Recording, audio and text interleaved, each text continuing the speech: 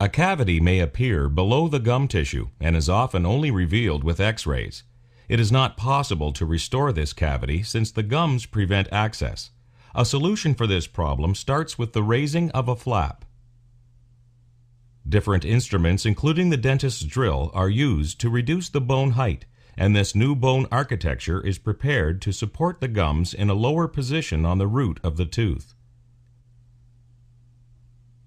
The new bone topography must follow all the previous peaks and valleys.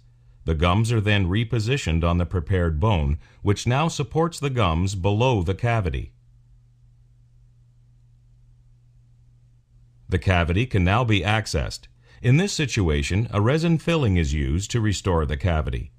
The cavity is accessible and removed, followed by the resin placement.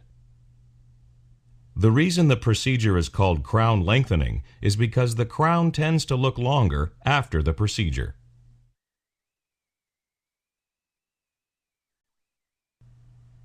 In this situation, we see an entire cusp break off the tooth.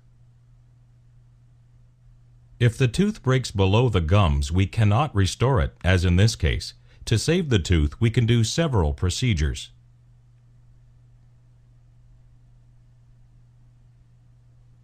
First, we raise a gingival flap for access, and then we reduce the bone level so that the bone is a certain minimum distance below the fracture.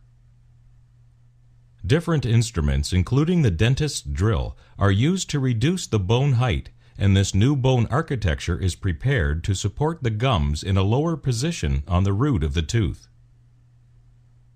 The flap is repositioned and sutured into place. After healing, the tooth can now be restored. In this situation, a light cured resin filling is used first to replace the lost cusp. This may be adequate in some situations, but the best way to restore a tooth with a large fracture is with a crown. The tooth is prepared and the crown cemented on top. Initially, there may be gum spaces missing between the teeth, but if the distance between the bone and the contact point is less than 5 millimeters, the tissue will eventually fill in these areas.